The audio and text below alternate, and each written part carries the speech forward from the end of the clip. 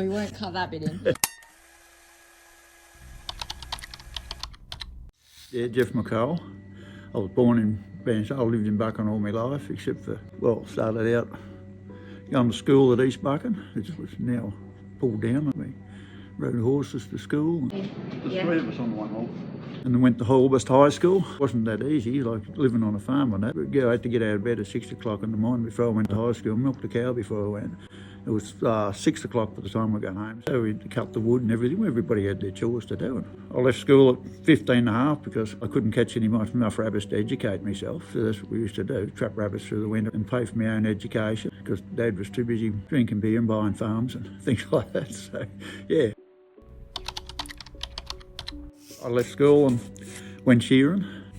I done that until I got called off for national service. Went in the army at I was January 28, 1970. Done all my training and that and went to Vietnam in October 1970 and served over there for 12 months with engineers. I spent 9 months clearing landmines on an American tank M48 with big rollers on the front of it. We lived in the bush most of the time and out of there I was hospitalised 4 times and I've got a wounded in action behind my name and I'm pretty proud of that, so yeah. And come back and my back was too injured. I started shearing again and I couldn't keep shearing, so then I got married and went farming. Oh God, yeah. It all happened from there. I worked over on the Buchan station, managed it for 5 years. And then I came back into Buchan and worked at the sawmill. Went driving the log loader in the forklift in the log yard. I'd done that for 12 years and then I went falling in the bush. Professional log faller for the sawmills and fell from all around here, Nunnyong, Glanterby, out at Telecard and Swifts Creek. That was a big industry locally, wasn't it? Oh yeah. Yeah, there was about 4 contractors here, yeah. And you met where? Here at the pub. Actually, when I come home from Vietnam, all the local girls, the young ones, the good looking ones, are all married. So she was the only one left I wasn't related to.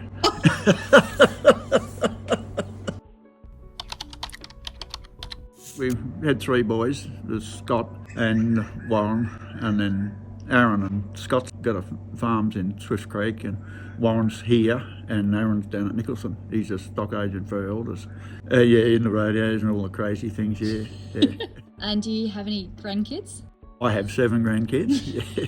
6 girls and 1 boy. Just so great. Yeah, it was fantastic to have the grandkids about. Marg's got thousands of photos and that sort of thing of them.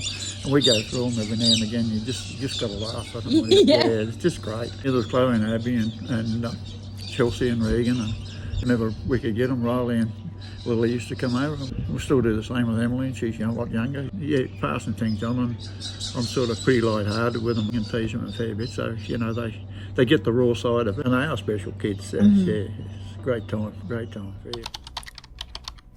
Buchan was a bloody good place to grow up in. Like, we had a fair bit of freedom as kids, young fellas. We all had our cars. Good friendly town. It was just always something to do. It was always in the bush, getting around, shooting rabbits, whatever. Only we had cattle on the road one time up there. He's on a horse we used to call Shugo. And I said to him, go and block those cattle from going up the road. And he's leading her. Leading her onto that, so she was right. And then as soon as I got to the road, she jumped off the bank and jumped on top of me. He went down first, and the horse come down on top of him. Sort of splattered with it. Flattered me into the bitumen. Yeah, I started in the seniors when I was only 14.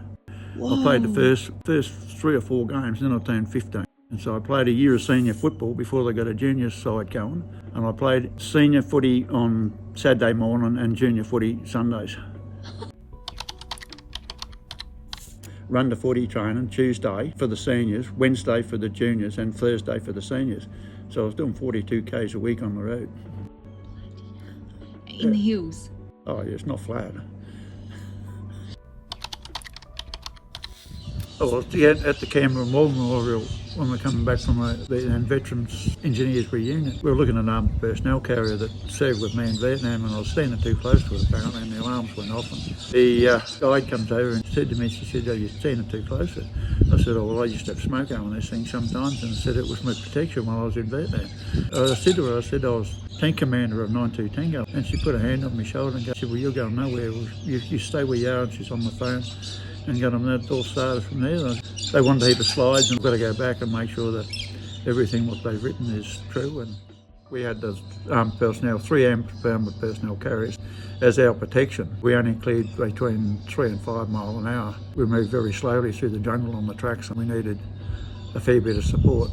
Of a night time, we'd go back to either the fire support bases or night defence positions and bolster the firepower on the perimeters. It was a full-on 24/7 game there.